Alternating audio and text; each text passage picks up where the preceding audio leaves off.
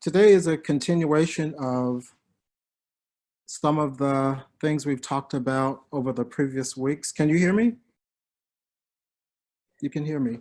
Okay, so Yes. we've talked about, last week we talked about the invention of race and how race was invented and how it was invented alongside the globalization of capitalism. So when we talk about race, we have to talk about capitalism and race as how they were embedded together with the pyramid scheme that was started, with the time of King James and the export of globalization, when we have ships that were able to cross transatlantic and global trade, and the growth of cotton and how cotton needed more labor. So that was when enslaved people were taken from Africa to the Americas, and how it was the boon for American capitalism. And that pyramid with the 1% at the top and the blacks at the bottom with whites at the next level of that rung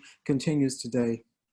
So we've talked about that in the context of the long arm of history over time. We talked about, Dr. Barbara Hamm talked about the DNA and how the DNA is impacted by trauma. So these traumas, they pass on from generation to generation to generation. So here we are today at this important juncture in our history. So how do we heal? Because I think African Americans and Blacks have never really had an opportunity to stop, to pause, and to heal. When slavery ended at the end of the Civil War, there was a short period of Reconstruction where we had African American congressmen, and this Reconstruction period lasted for just a short time, because around the late 1800s, around the 1880s and 90s, we had laws being created that re-enslaved Blacks. It wasn't called slavery, but it was the beginning of the Jim Crow era. So during slavery, African Americans were harmed in many ways. During the Jim Crow era, that harm increased in that during slavery,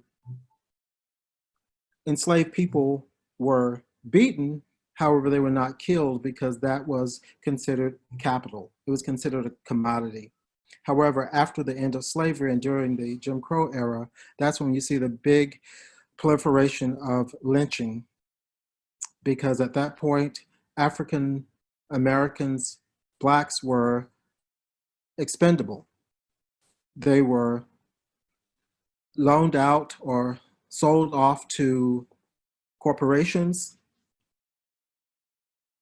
sometimes killed, oftentimes worked to death, because of this relationship between corporations and prisons. So that's when you see the increase of penal codes that were something as simple as standing around. Loitering became a crime, so they would just incarcerate African Americans.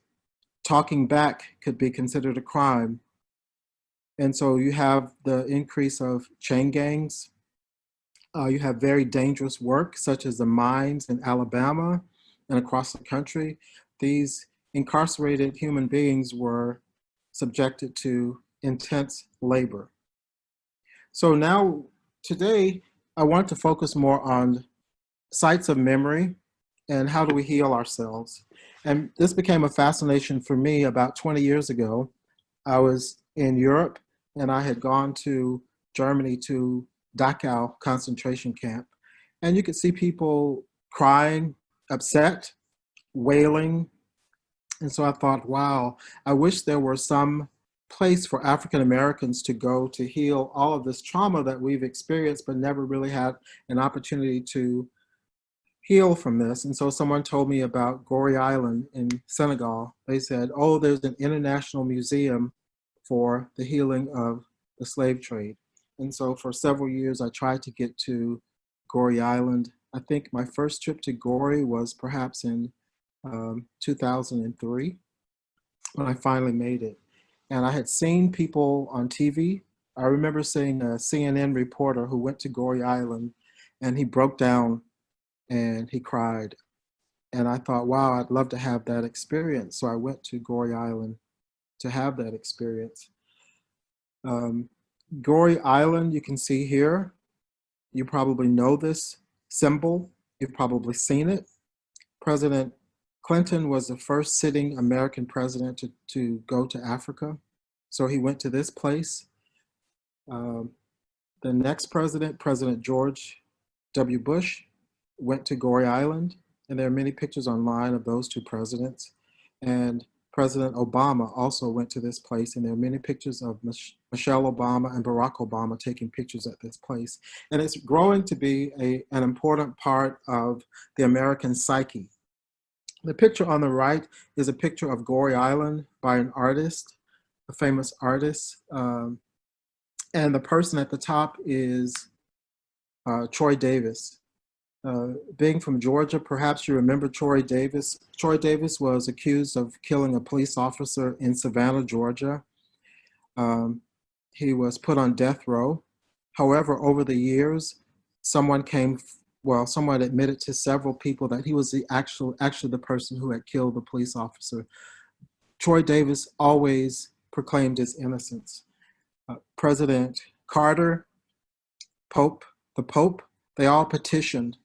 The world petitioned to please stop this execution of this man. However, the state of Georgia executed Troy Davis, I think it was about 10 or 12 years ago. And so you can see how Goree Island has become a symbol for freedom, for justice. You can go to the next slide. So this is, all of these images you see, that's the door of no return. When you go to Goree Island, they'll tell you the story of how the human beings were enslaved. This is a very small little house. They say that this is the last slave house that was built. It was built in 1776 by the Dutch. They'll tell you of all the different ethnicities who came into this little house and how they were crammed together. And so when they exited Africa, they went through this door, this little door. They call it the door of no return, never to see Africa again. What they did was they separated families. They separated ethnicities. If you're looking at a place like Senegal and West Africa, there are many, many different languages. When you go there today, you can still hear these languages expressed. So what they did in this little slave house was to make sure that no one spoke the same language when they exited Africa, because language is power. If you cannot speak the same language, you can be dispersed and you can be disempowered. So I have a book of poetry that's coming out in the fall. And so I have a couple of works in progress that I will share with you. The first one is called Ile de Gorée, Goree Island. What if the walls of the apple-colored house of the enslaved, La Maison des Esclaves on Goree Island, could talk? What secrets would the walls hurry to speak to you? Would they wail the piercing screech that countless mothers screamed when their babies were ripped from their arms? Or would the walls whimper like the broken, proud father who could not erase the horror of seeing his beloved being mercilessly raped right before his eyes by a pack of drunken and vicious traitors? Would the walls remember the endless chatter of the Jola, the Wolof, the Serer, and the Fula, finding interlocutors to connect the uncommon language, to make promises to never forget the power of life, to uplift each other, and to mark the future so that they could touch their descendants for centuries to behold? Would the walls whisper the secret codes of ancient wisdom that the griots must have sung deep into the scary nights while enslaved human gasped for air in the crammed quarters of the house of the enslaved, as their excrement, urine, and bleeding robbed the collapsing air surrounding them?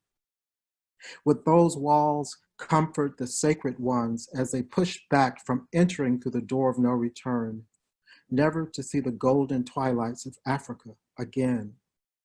Would they divulge the silence of the final glances as families shackled in devastation, agreeing to remember, lined up for waiting ships to be separated to Jamestown, Mobile, Nantes, Bahia, Liverpool, Charleston, and Saint Domingue?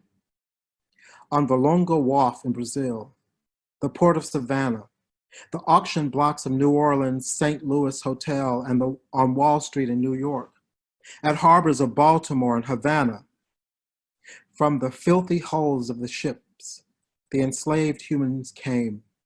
The strong ones had survived the treacherous passage. Although their common languages have been broken, in an instant, in the hush of memories, they remember their bonds and they continue to prevail.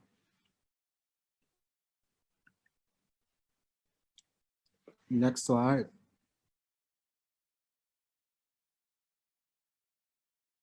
So here's another image of the slave house. And so for me, when I went to La Maison des Esclaves, I wanted to pass out. I wanted to wail because my life was so broken. I wanted a transformation. And for me, that did not happen. So I left the little slave house, and this is a little island. It's not even a mile long. And I went to the top of the hill. And on the top of the hill, I met this artist. He's on the right. His name is Khalil. Khalil makes art from little scraps from around the island. And I thought, oh, this will be cool. I can take some pieces of Gory Island home with me in the form of these pieces of art. When I received the art, I got a sensation in my body, in my spirit, in my soul. And sometimes you can know something just from your spirit. And something inside of me said, you think your life is broken. It is your job to take those broken pieces and to put it together and to make your life a work of art. And so that's been the focus for me over the last few years, is looking at all the broken pieces of my life and to put it back together, and so that it's something that's healed, something that is resilient, something that is compassionate, loving, something that is my soul's desire. And I think that's the blessing of being formerly or being descendants of formerly enslaved people. When the enslaved people were on those hulls in the ships, they were forced and crammed together.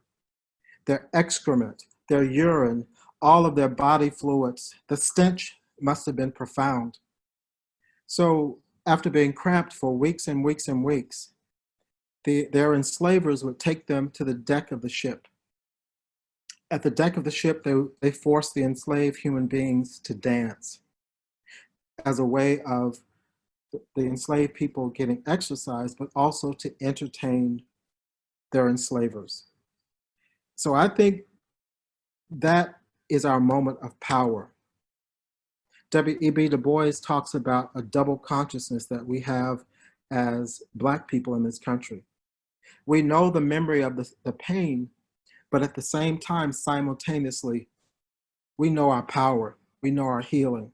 And so I think that's when the enslaved people learned the code of not only survival, but living. And they carried this ability to dance and to sing with the knowledge of pain and hurt at the same time. Africans and Blacks in America embedded these codes in our music. So when you look at Negro spirituals, when you look at art, it's always that double consciousness of something dark, but also something free. All the songs talk about freedom. Before I'll be a slave, I'll lay down in my grave. Yeah, it acknowledges the enslavement, but it also acknowledges the freedom. You can beat me, but I'm still free. And this is encoded in all of our music, the music that we create. So Negro spirituals, jazz, and all of this comes from the brokenness where it's a little bit of this, a little bit of that, and we see it in our foods. They threw out the scraps for being worthless. We created soul food. This is also found in our music, our foods, in our quilts. This young man on the right, he's a member of a spiritual group called the Bifals. And oftentimes when you see Bifals in Senegal, they have a patchwork of clothing. They receive all the scraps of clothes and they make clothes. He doesn't have a piece of this patchwork. We took that from Africa and we brought it here. But not only did we make something beautiful from the scraps, we also embedded codes in those scraps, and that's what freed us on the Underground Railroad was those codes. And this codes is also found in music. So one big difference in African Black music is that it's a communal process. Whereas Europeans might go to a concert to hear a soloist, African music is all about the community. And community is a part of our healing. So when you go to a concert and a jazz person says, yabba dabba do da da and do that thou, somebody else is going to scream back at you, what and do that thou. It's a community process. When you go to an African American movie and someone yells out at the theater, they're having a communal experience with that film. And somebody across the room is going to yell out, yeah, sister, you do that, brother. That's a part of the culture. Everything is communal, and that's our power. So that community is a part of our healing also. Next slide.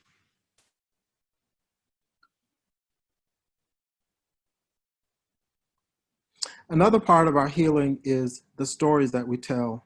So when the enslaved people were in those little slave houses, they were telling stories to different individuals in that slave house, and they were saying, don't ever forget. Don't ever forget who we are. Pass it on to the children. And so those stories continue to ripple through our culture. Some of the stories are verbal, where we hear words. Some of the stories is in our body, embodied memories. So how does a mother sit on the front porch and braid a little girl's hair? These are embodied stories that have been passed on from Africa over generation to generation to generation. Our dance, when you travel to Africa, and I've been to about 15 places in Africa, and you see stuff and you just recognize it. You hear someone saying, mm-hmm, or you're with a group of people and somebody will say, that's it, brother. They're that communal thing. And all of this has come to us. I remember walking through a market in Kenya, which is in East Africa. And so we think about enslaved people coming from West Africa, but they also came from East Africa. And I remember walking through the market and being so struck by this group of women who were in the market. And they said, the way they sucked their teeth and the way they said, it's like, I recognize that. I know that. That's just like we do it, or women do it in the South. And so when you travel to Africa, you recognize all this embodied memory. And Dr. Barbara Hamm talked about the DNA being the trauma on the DNA being transferred intergenerationally. But you also have these embodied physical performances that are passed on and on and on. So nonverbal stories, but also there are verbal stories, which are really, really important and also a part of our healing. So here in Louisiana, we have the Whitney Plantation. And this is one of those sites of memory that I think is really, really important to our healing, because we get to see, feel, and sense the stories.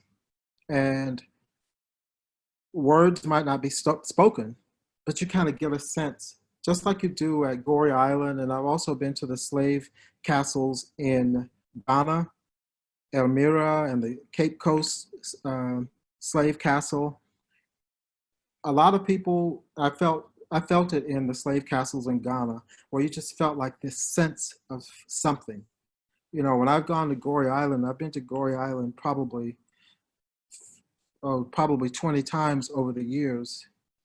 Lots of times when I go to Senegal, I make 2 trips to Goree Island because I like to watch people. And it's really interesting to watch people. Some people go and touch the walls as if the walls are talking. People sense something, people feel something. And so you get that same thing when you go to Whitney Plantation. And they have these markers with the stories of people. And these stories, these narratives are important for our healing. I remember how my master used to would come and get my sister, make her take a bath and comb her hair, and take her down in the quarter at night. Then have the nerve to come around the next day and ask her how she feel. That's a story that's important to our psyche, because if you can look at history, you can predict the future. So how do these narratives continue to recapitulate in the narratives that we hear, where the oppressive culture is appropriating Black bodies, disenfranchising Black women away from their power and themselves? How often is it that an African American woman is harmed, but there's no repercussion?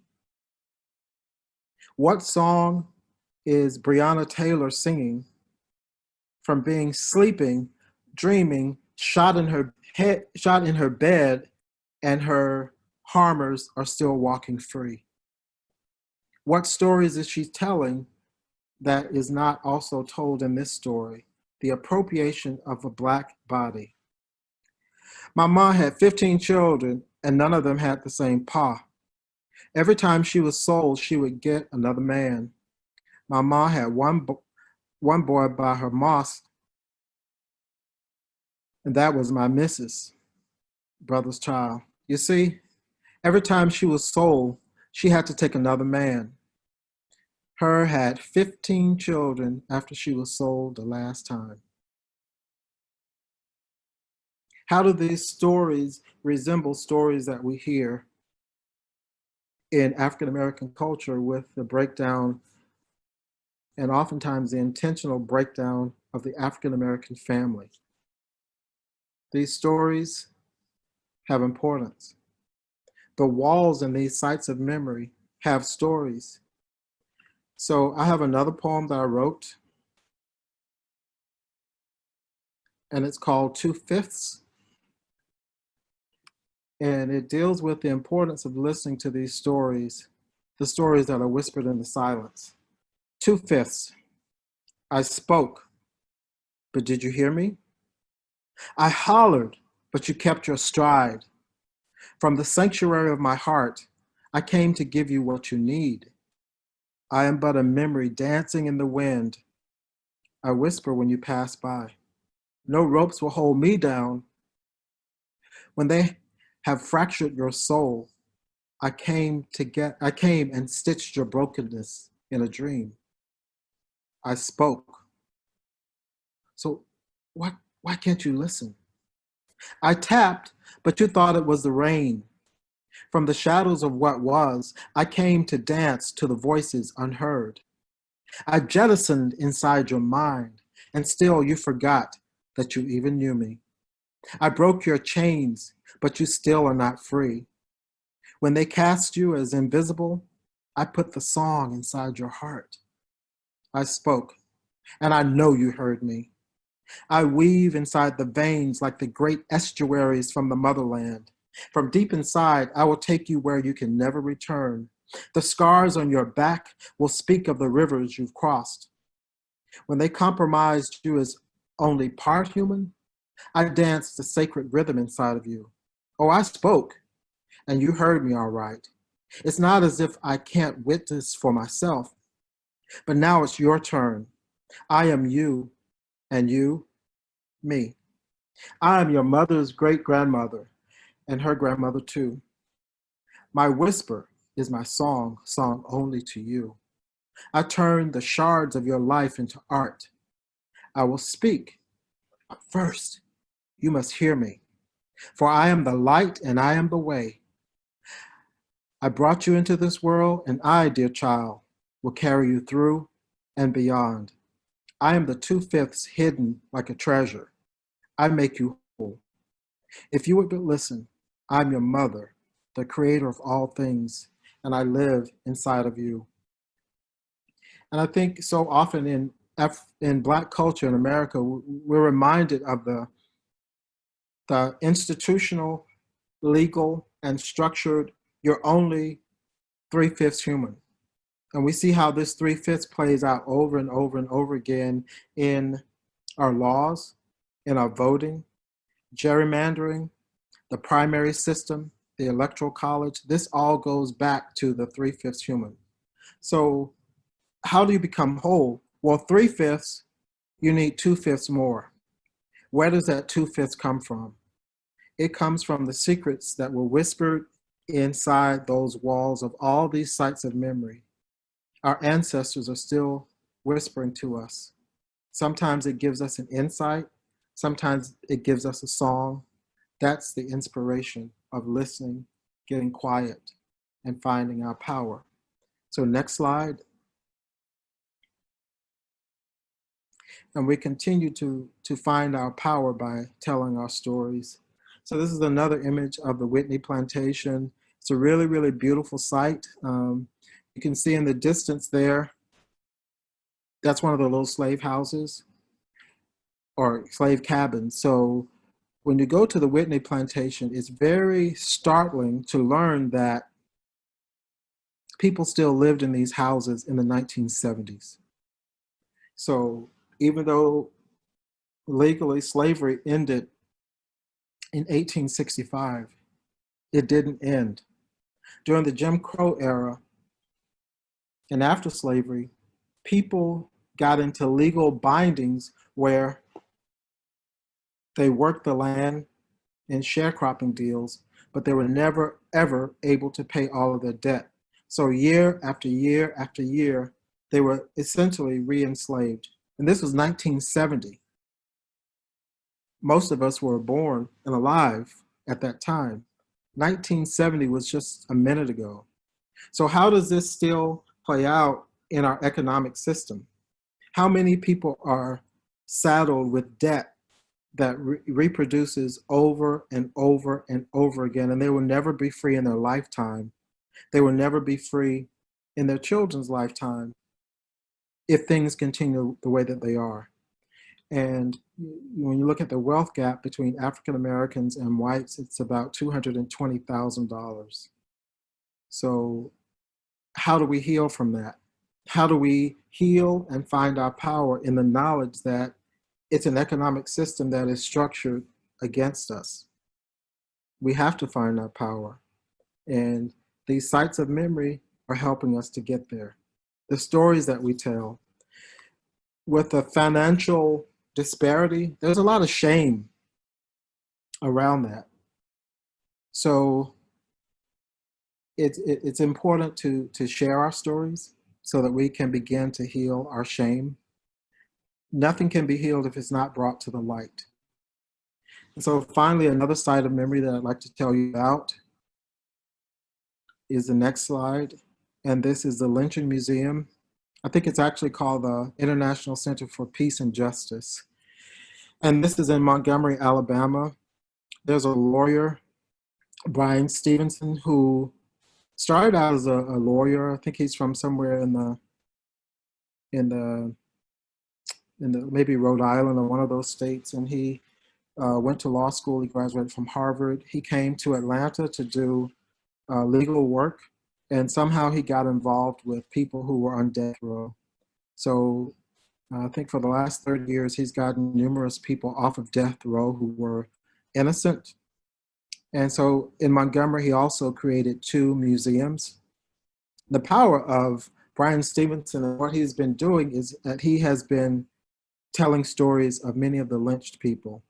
And when you go there, just like these other sites of memory, you get like this feeling. You get to hear like the stories if you just get really quiet. And when I was there, it was like a breeze would just brush by. And so what he's done in this particular site, the other site has jars of dirt from all the locations of the land where people were lynched. And in those jars of dirt, communities find their healing in that they get to tell the stories around that lynching. And around that lynching, for most African Americans during the period after Reconstruction up until the 1960s, was a story of injustice and unfairness. So at this site, this is an outdoor site, and if you can, go to this museum. It's really powerful, both museums. The first museum has a lot of multimedia, actual footage of people telling stories. And then this site, which is outside, these big metal slabs connote people who were lynched in every single county of the United States. And I think they're continuously adding those big metal slabs. So under the pavilion, you'll see these slabs. And so walking through, I kept walking around to see if I could find anyone from Elbert County. And I did. I found two people who were lynched in Elbert County. And that was really sort of startling for me. There's a big metal slab that's hanging. And then outside of the pavilion, he has another site of these metal slabs. And so if you look at the images, the first one, it looks like people, hanging from trees. It represents the lynching. And then when you go to the second part, where you see these big metal slabs laying down, it just looks like rows and rows and rows of coffins. So the next slide, please.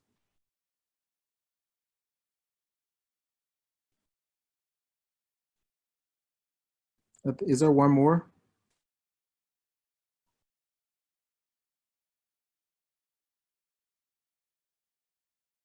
Okay, there's not another one. I thought there was. So I hope you can go to the museum in Montgomery, and also to listen to the stories that people tell. And I think there's something really empowering in those stories when you know them, when we know our history. The knowing from a cognitive level, I think, is really important, but also knowing our history from a spiritual level. When you go to Goree Island, they'll tell you they did not take the weak Africans. The ones who were weak, they left them behind to become the domestics for the colonizers in Africa. They sent the strong ones. The strong ones survived. So we bring something that is very powerful, very strong, very resilient. So the question becomes, how do we find our resiliency in the midst of so much oppression that continues? One of the things at the Lynching Museum talks about the economic ties that is also embedded within the oppression of Black people in this country. So there's always, economics is also tied in with race. So there's this idea of racial capitalism. So until we address both of those, it continues and it continues and it continues. Thank you.